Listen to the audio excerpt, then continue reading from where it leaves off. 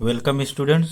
आज की क्लास में हम अप्लाइड फिजिक्स 1 पेपर की सेमेस्टर परीक्षा दिसंबर 2019 का पेपर सॉल्व करेंगे।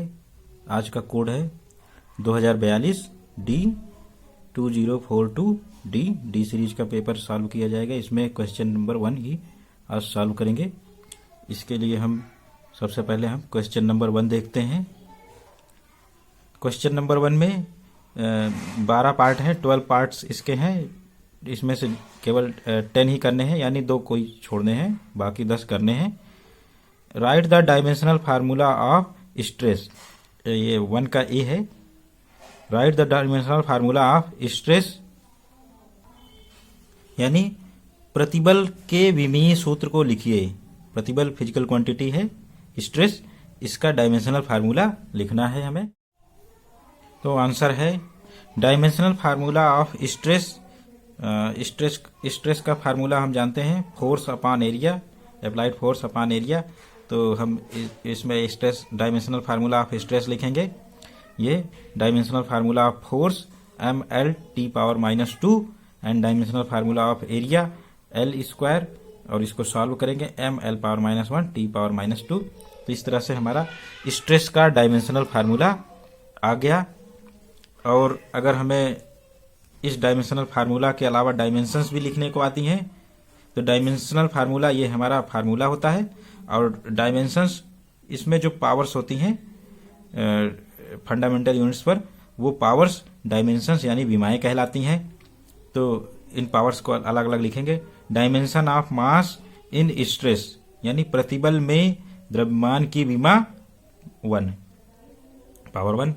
इसी तरह dimension of length in stress, प्रतिबल में लंबाई की विमा L पर पावर -1। इसी तरह से dimension of time in stress, प्रतिबल में समय की विमा T पर -2 है। तो ये डायमेंशन हमारी -2 हो गई।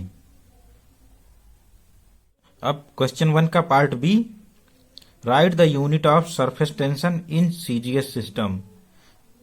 Right the unit of surface tension in CGS system, यानी सीजीएस प्रणाली में पृष्ठ तनाव के मात्रक को लिखिए। यूनिट ऑफ सरफेस टेंशन यानी पृष्ठ तनाव का मात्रक सीजीएस प्रणाली में लिखना है। Surface tension in CGS system, CGS प्रणाली में पृष्ठ तनाव का मात्रक। तो unit of surface tension is dyne per centimetre, क्योंकि ये होता है force upon length. Surface tension पृष्ठ तनाव फोर्स अपॉन लेंथ। फोर्स का सीजीएस सिस्टम में मात्रक डाइन और लेंथ का सीजीएस सिस्टम में सेंटीमीटर। तो ये डाइन पर सेंटीमीटर, इसको और हम लिखेंगे ग्राम सेंटीमीटर पर सेकंड स्क्वायर। ये डाइन का हो गया और सेंटीमीटर नीचे लिखेंगे, तो ग्राम पर सेंटीमीटर स्क्वायर। तो इस तरह से हम डायमेंशनल फार्मूला लिख पाएंगे mT⁻²। Surface tension T = F/L, SI system में इसकी यूनिट न्यूटन पर मीटर या केजी पर सेकंड स्क्वायर। तो किसी भी सिस्टम में पूछेगा तो हम आंसर लिख लेंगे।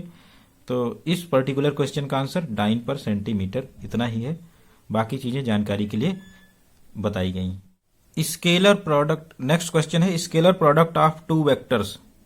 2 सदिशों का अदिश गुणन होता है स्केलर वेक्टर और टेंसर, यानी 2 सदिशों का अदिश गुणन फल है अदिश, सदिश या टेंसर। तो इसका आंसर देख, स्केलर प्रोडक्ट ऑफ 2 वेक्टर्स ये डिफाइंड होता है 2 सदिशों का अदिश गुणन A.B, इसको डॉट प्रोडक्ट भी कहते हैं। A.B = AB cos theta. तो AB cos theta scalar quantity है, अदिश राशि, इसलिए हमारा आंसर स्केलर है। और इसको सिद्ध करने की जरूरत नहीं है, हम बस केवल इसका आंसर स्केलर या अदिश राशि सीधे सीधे लिखना है। 1 लाइन में आंसर ये आ जाएगा। कैसे आया इसके लिए बताया गया।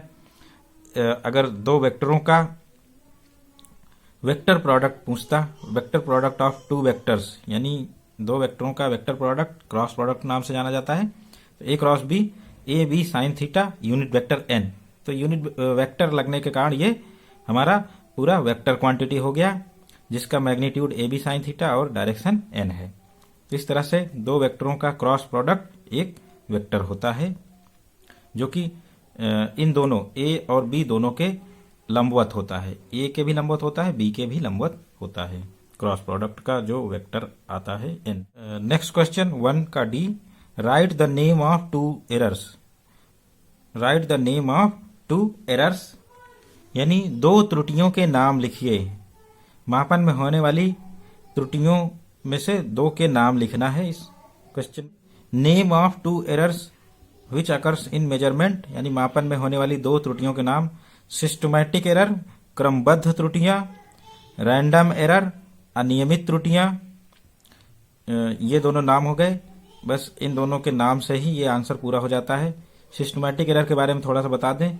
सिस्टमैटिक यानी क्रमबद्ध त्रुटियां ऐसी त्रुटियां होती हैं जो कि ज्ञात कारणों से आती हैं। इनके आने का रीजन ज्ञात होता है, इनके आने का एक्सपेरिमेंट के दौरान उत्पन्न होना, ये सब इसकी जानकारी पहले से ही होती है। जैसे फॉर एग्जांपल जीरो एरर शून्य त्रुटि, पर्सनल एरर व्यक्तिगत त्रुटियां, अदर यंत्र के कारण त्रुटियां, एरर्स ड्यू टू इंस्ट्रूमेंट इत्यादि सिस्टमैटिक एरर कहलाती हैं क्रमबद्ध त्रुटियां जो कि पहले से नोन होती हैं, इनके बारे में जानकारी कर सकते हैं। दूसरी टाइप की एरर रैंडम एरर्स अनियमित त्रुटियां, जैसा नाम है इनका, ये सडनली ड्यूरिंग द एक्सपेरिमेंट आती हैं और इनके आने और जाने का कभी कभी पता नहीं चलता और हमारा एक्सपेरिमेंट कंप्लीट हो जाता है, इसके बाद भी हो सकता है जो एक्सपेरिमेंटल करता हुआ व्यक्ति है उसको पता न चले। तो ऐसी एरर जो अचानक से एक्सपेरिमेंट के दौरान उत्पन्न होती हैं और अपने आप रिमूव हो जाती हैं, तो ऐसी एरर रैंडम एरर अनियमित त्रुटियां कहलाती हैं। इनके बारे में पहले से कोई भविष्यवाणी या इनके आने की भविष्यवाणी एक्सपेरिमेंट के दौरान नहीं की जा सकती। नेक्स्ट क्वेश्चन है, if percentage error in measurement of mass is 5% and percentage error in measurement of acceleration is 3%, then percentage error in measurement of force is 15%, 8%, 2%, 10%.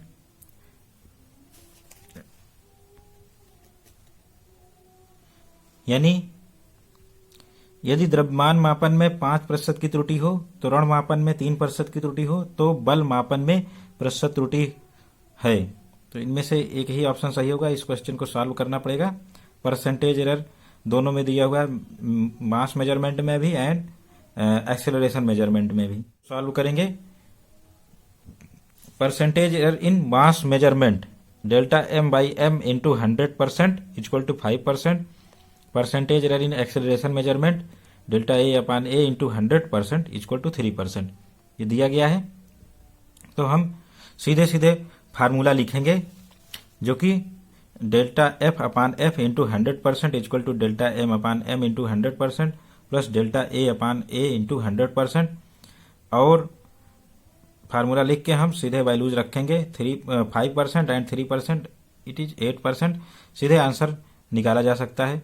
क्योंकि इसमें ये मल्टीपल चॉइस क्वेश्चन है तो इसको सॉल्व करने की जरूरत नहीं है। सीधे सीधे आंसर 8% हम रफ कॉपी में लगा लेंगे और 8% आंसर लिख लेंगे। ये आता कैसे है एक्चुअल में सारे स्टेप्स देखेंगे। फोर्स का formula F equal to M A, तो हम दोनों साइड में लॉग लेंगे, taking log on both side. Log F equal to log M into N फार्मूले से हम इसको ब्रेक करेंगे, log M plus log A. फिर इसके बाद डिफरेंशिएटिंग पार्शियली इस पूरे इक्वेशन का आंशिक अवकलन करने पर एफ लॉग एफ का डिफरेंशिएशन 1/f और एफ बचा, एफ का डिफरेंशिएशन डेल्टा एफ। इसी तरह से एम का डिफरेंशिएशन लॉग एम का 1/m एंड एम का डिफरेंशिएशन डेल्टा एम और डेल्टा ए अपान ए। और फिर पूरे इक्वेशन में 100% से मल्टीप्लाई कर देंगे और ये हमारा इक्वेशन आ गया। इसी में वैल्यूज पुट करनी है। तो परसेंटेज एरर इन मास ये 5% रख देंगे, एक्सेलरेशन 3% रख देंगे। जब फार्मूले में वैल्यू रखेंगे तो हमारा 8%, ये percentage error in force measurement ये आएगा हमारा 8% आंसर। ये राइट आंसर था। F, which of the following is a vector quantity. Velocity, speed और पावर। निम्न में से कौन सदिश राशि है? वेग, चाल या शक्ति?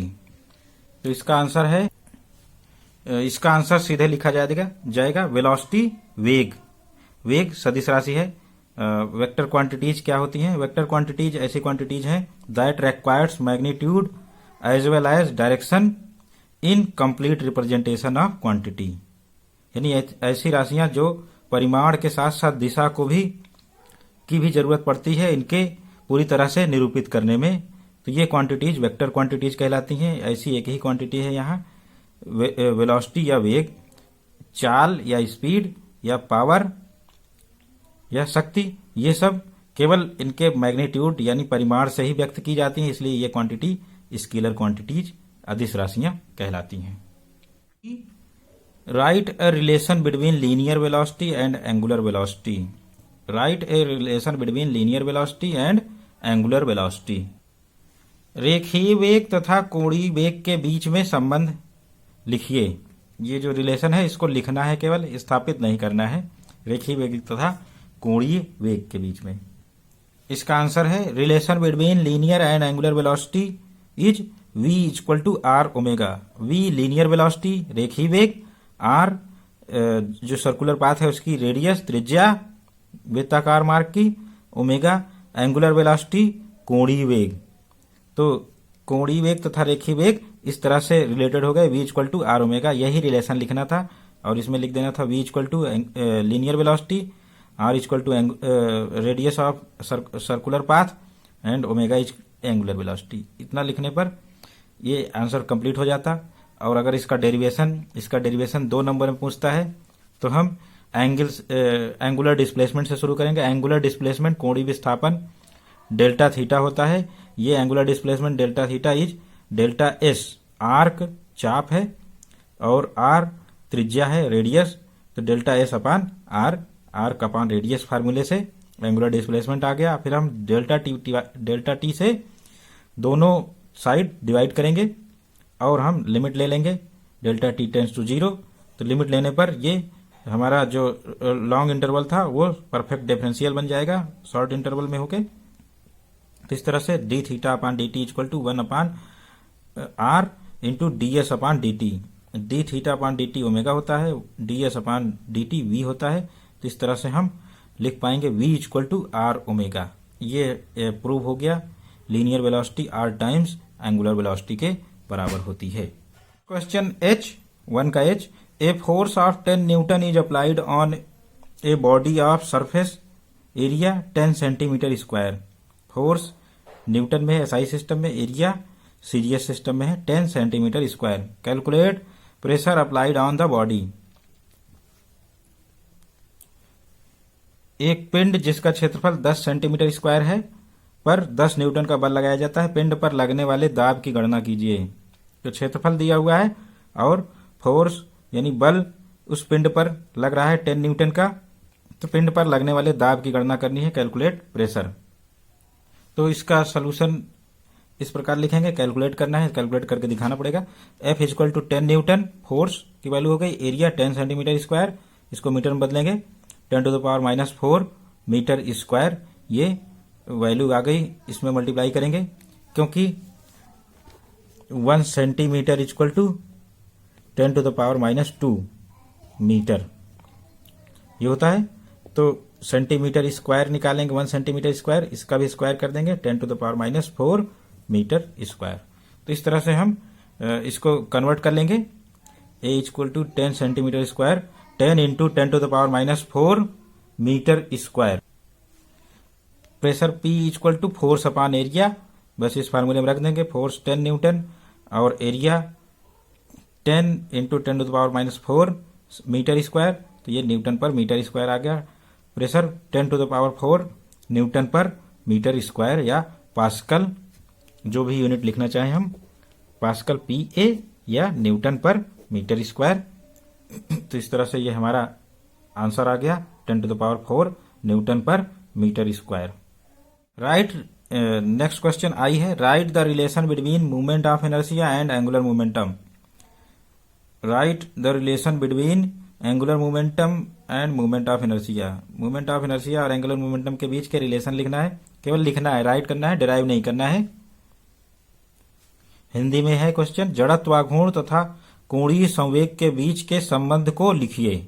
जड़त्वाघूर्ण तथा कोणीय संवेग के बीच के संबंध को, तो आंसर है relation between moment of inertia I and angular momentum J, यानी जड़त्वाघूर्ण तथा कोणीय संवेग के बीच का संबंध है J equal to I omega, या जहां पर जे कोणीय वेग एंगुलर मोमेंटम, कोणीय संवेग angular momentum, I moment of inertia जड़त्वाघूर्ण, ओमेगा एंगुलर वेलोसिटी कोणीय वेग या कोणीय आवृत्ति एंगुलर फ्रीक्वेंसी होती है।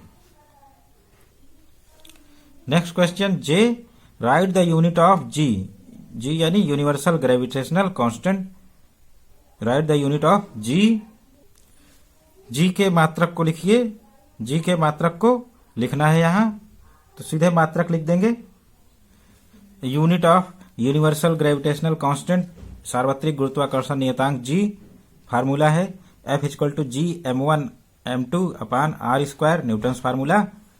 तो G equal to F R square upon m1 into m2, तो यूनिट लिखेंगे F newton, R square metre square, m1 m2 m2 दोनों केजी में है, तो केजी स्क्वायर हो गया, newton metre square per KG square, या इसको और ब्रेक करेंगे तो KG metre per second square, ये न्यूटन हो गया, KG metre per second square, या फिर और हम metre square per KG square और लिखेंगे ये, फिर सॉल्व करेंगे metre cube KG, metre cube per KG second square, तो ये यूनिट आ गया हमारा। इसका डायमेंशनल फार्मूला लिख पाएंगे यूनिवर्सल ग्रेविटेशनल कांस्टेंट का, m power -1 l power 3 t power -2, तो ये इसका डायमेंशनल फार्मूला है। क्या केवल यूनिट लिखनी है, तो यूनिट लिख के यहीं स्टॉप हो जाएंगे। ये अगर डायमेंशनल फार्मूला विमीय सूत्र पहुंचा जाएगा तो उसके लिए हम ये लिख पाएंगे, इतना करेंगे।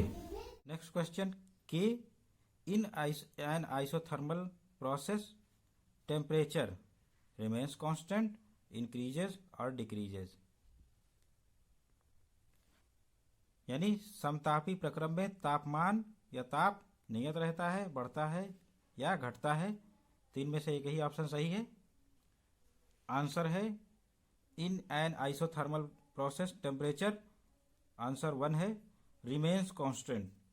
आइसोथर्मल प्रोसेस यानी समतापी प्रक्रम में तापमान स्थिर रहता है, रिमेन्स कांस्टेंट, यानी आइसोथर्मल प्रोसेस, यहीं पर हमारा आंसर समाप्त हो जाता है। आइसोथर्मल प्रोसेस के बारे में जानेंगे। आइसोथर्मल प्रोसेस ऐसा प्रोसेस है जो कि एट कांस्टेंट टेम्परेचर पर किया जाता है, यानी इसमें change in temperature of system is zero, delta T equal to zero, यानी टेम्परेचर हमेशा कांस्टेंट बना रहता है, आइसोथर्मल प्रोसेस कहलाता है। एडियाबैटिक या रुद्धोष्म प्रक्रम ऐसा प्रक्रम होता है जिसमें change in heat of system, यानी निकाय की ऊष्मा में परिवर्तन वो जीरो होता है, delta Q equal to zero. तो isothermal process temperature remains constant, process के दौरान अगर टेम्परेचर थोड़ा बहुत इंक्रीज करता है तो हम प्रोसेस को इतना धीरे धीरे करेंगे, स्लो करेंगे कि हमारा सिस्टम का टेम्परेचर लगभग कांस्टेंट बना रहे। तो ये आइसोथर्मल प्रोसेस बहुत ही धीरे धीरे किए जाते हैं, टाइम कंज्यूमिंग प्रोसेस है। और एडियाबैटिक प्रोसेस, ये सिस्टम ना तो अपनी ऊष्मा बाहर दे एनवायरनमेंट में, ना ही एनवायरनमेंट से ऊष्मा ले, तभी एडियाबैटिक प्रोसेस होता है, delta Q equal to zero. तो ऐसे प्रोसेस सडनली किए जाते हैं जिससे हीट अंदर बाहर आने का टाइम ड्यूरेशन बहुत कम हो जाए, तो बहुत ही कम संभावना रहेगी कि हीट अंदर या बाहर जा रही है। Next question, L law of conservation of energy is zeroth law of thermodynamics, first law of thermodynamics, second law of thermodynamics. Law of conservation of energy is zeroth law, first law और second law, तीन choices में select करनी। ऊष्मा संरक्षण का नियम है, यानी हीट किसमें कांस्टेंट रहती है, कंजर्व रहती है या नहीं चेंज होती है। ऊष्मा गतिकी का शून्यवां नियम, ऊष्मागतिकी का प्रथम नियम, ऊष्मागतिकी का द्वितीय नियम। तो इस क्वेश्चन का आंसर है law of conservation of energy, यानी ऊर्जा संरक्षण सिद्धांत पर आधारित है। फर्स्ट लॉ ऑफ थर्मोडायनेमिक्स, ऊष्मागतिकी का प्रथम नियम। ऊष्मागतिकी का प्रथम नियम ऊर्जा संरक्षण सिद्धांत पर आधारित है। कैसे आधारित है इसकी व्याख्या देखेंगे। ये सेकंड ऑप्शन लगा के हमारा आंसर कंप्लीट हो जाता है। एग्जाम के पेपर में हम आगे नहीं करेंगे, ये केवल अंडरस्टैंडिंग के लिए बताया जा रहा है। किसी इंजन को जितनी भी हीट सप्लाई की जाती है, मान लेते हैं delta Q heat is supplied to engine और थर्मोडायनेमिक सिस्टम। ऊष्मागतिक निकाय या इंजन को डेल्टा क्यू हीट सप्लाई की गई, तो ये जो डेल्टा क्यू हीट सप्लाई की गई है ये दो हिस्सों में खर्च होती है। पहला हिस्सा increase in internal energy of system, system की आंतरिक ऊर्जा को बढ़ाने में काम आता है, और इसका बचा हुआ part rest part work done by the system और इंजन, यानी सिस्टम या इंजन के द्वारा कार्य करने में व्यय होता है। तो ये फर्स्ट लॉ ऑफ थर्मोडायनेमिक्स हो गया हमारा। Delta Q equal to delta U plus delta W. किसी निकाय को या सिस्टम को दी गई ऊष्मा दो हिस्सों में व्यय होती है। इंक्रीज इंटरनल एनर्जी, आंतरिक ऊर्जा में वृद्धि करने में काम आती है, और बचा हुआ भाग कार्य करने में व्यय होता है। तो इन दोनों का सम दी गई हीट के बराबर होता है। तो इसलिए हमारा ये एनर्जी कंजर्वेशन लॉ पर आधारित नियम है, फर्स्ट लॉ ऑफ थर्मोडायनेमिक्स। ऊष्मागतिकी के और भी नियम हैं, जैसे zeroth law of thermodynamics. Zeroth law of thermodynamics में 3 सिस्टम्स लिए जाते हैं। 3 systems A, B and C. A, B ऊष्मारोधी दीवार से है, नॉन हीट इंसुलेटिंग वॉल लगी होती है इनके बीच में। ए, बी आपस में कंडक्टिंग नहीं है, इनके बीच हीट का एक्सचेंज नहीं हो सकता ऊष्मा का। और ए, सी एंड बी, सी ये ऐसे कनेक्टेड हैं जिसके बीच में हीट का एक्सचेंज हो सकता है। तो स्टेटमेंट ये है ऊष्मागतिकी के 16वें नियम का, जीरोथ लॉ ऑफ थर्मोडायनेमिक्स का। If system A and C are in thermal equilibrium and system B and C are in thermal equilibrium, यदि दो निकाय ए और सी आपस में थर्मल इक्विलिब्रियम ऊष्मीय साम्यावस्था में है, और बी एंड सी आपस में साम्यावस्था में है, तो निकाय ए बी यानी system A and B will also in thermal equilibrium. तो निकाय ए और बी भी आपस में ऊष्मीय साम्यावस्था में होंगे।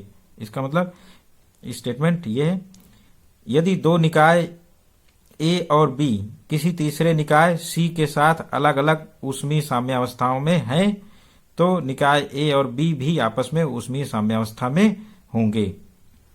If two systems A and B are separately are in thermal equilibrium with another third system C, यानी A and C are in thermal equilibrium and B and C are in thermal equilibrium, then certainly A and B are also in thermal equilibrium. Thermal equilibrium ऊष्मीय साम्यावस्था का मतलब दोनों के तापमान समान होने चाहिए। ए और सी ऊष्मीय साम्यावस्था में है, सेम टेम्परेचर पर हैं, B and C same temperature पर हैं, तो इसका मतलब ए और बी भी सेम टेम्परेचर पर ही होंगे। यही ऊष्मागतिकी का 16वां नियम, जीरोथ लॉ ऑफ थर्मोडायनेमिक्स होता है। फिर ऊष्मागतिकी का द्वितीय नियम, second law of thermodynamics. Second law of thermodynamics में 2 स्टेटमेंट हैं, 2 स्टेटमेंट्स अलग अलग हैं। पहला स्टेटमेंट है Kelvin Planck statement. Kelvin Planck 2 साइंटिस्टों ने मिलकर दिया था इस स्टेटमेंट को। इन्होंने बताया, it is impossible to make a process in which heat given to system is totally converted into work. It is impossible to make a process in which heat given to system is totally converted into work. यानी ऐसा ऊष्मा engine बनाना असंभव है जो कि heat source से यानी ऊष्मा स्रोत से ली गई कुल ऊष्मा को पूरी तरह कार्य में बदल दे। यानी ऐसा कोई प्रोसेस नहीं है जिसमें हम जितनी ऊष्मा दें वो पूरी की पूरी कार्य में बदल जाए। It is impossible to convert total heat into work by any process, delta Q is always greater than delta W, यानी हीट सप्लाइड सिस्टम को दी गई ऊष्मा ऑलवेज ग्रेटर होगी सिस्टम द्वारा किए गए कार्य को के बराबर कार्य से। क्यों? क्योंकि change in internal energy is always non zero. तो इस तरह से प्रैक्टिकली किसी भी सिस्टम को जितनी ऊष्मा देंगे उसका कुछ ही भाग वर्क में बदलेगा, बाकी भाग या कह सकते हैं कि वो व्यय हो जाता है। दूसरा स्टेटमेंट क्लॉसियस स्टेटमेंट, क्लॉसियस का कथन, it is impossible to make an automatic machine which takes heat from colder body and deliver to hotter body, यानी it is impossible to make an automatic machine which takes heat from colder body and deliver to hotter body. This means colder body से heat hotter body की ओर अपने आप नहीं जाएगी। Automatic machine या automatic process बनाना इम्पॉसिबल है जो कि हीट का फ्लो कोल्डर बॉडी से हॉटर बॉडी की ओर कर दे। तो इसका मतलब इस सेंस में है कि हीट का फ्लो अपने आप ठंडी गर्म वस्तु से ठंडी वस्तु की ओर होता है। इस प्रोसेस को उल्टा करना, ऐसे ऑटोमेटिक मशीन बनाना, अपने आप चलने वाली मशीन बनाना इम्पॉसिबल है जो इसको फॉलो करे, कोल्डर बॉडी से हीट ले हॉटर बॉडी को हीट दे। तो क्लॉसियस का कथन यह है, ऐसी कोई अपने आप चलने वाली मशीन बनाना असंभव है जो कि ठंडी वस्तु से ऊष्मा लेकर गर्म वस्तु को ऊष्मा दे। अपने आप चलने वाली ऐसी भी कोई मशीन बनाना असंभव है जो कि ठंडी वस्तु से ऊष्मा लेकर गर्म वस्तु को ऊष्मा दे। ये अपने आप चलने वाली मशीन बनाना असंभव है। इसके लिए हमें एक्सटर्नल एनर्जी सप्लाई करनी पड़ेगी, तब ये वर्क होगा। जैसा कि फ्रिज में हम एक्सटर्नल एनर्जी यानी इलेक्ट्रिसिटी देकर इस प्रोसेस को करते हैं। फ्रिज से कोल्डर बॉडी, फ्रिज के अंदर कोल्डर होता है रीजन, तो कोल्डर बॉडी से हीट ली जाती है, हॉटर बॉडी इन्वायरमेंट को दी जाती है, तभी फ्रिज कूल होता है। तो ये प्रोसेस करने के लिए इलेक्ट्रिक एनर्जी की जरूरत पड़ती है, तभी हमारा रेफ्रिजरेटर काम करता है। अदरवाइज बिना इलेक्ट्रिसिटी के ये प्रोसेस होना असंभव है। बिना किसी एक्सटर्नल एनर्जी के ये प्रोसेस हीट का कोल्डर बॉडी से हॉटर बॉडी की ओर जाना असंभव है। तो आज की क्लास में इतना ही। ये सभी सॉल्यूशन क्वेश्चन नंबर 1 के हैं।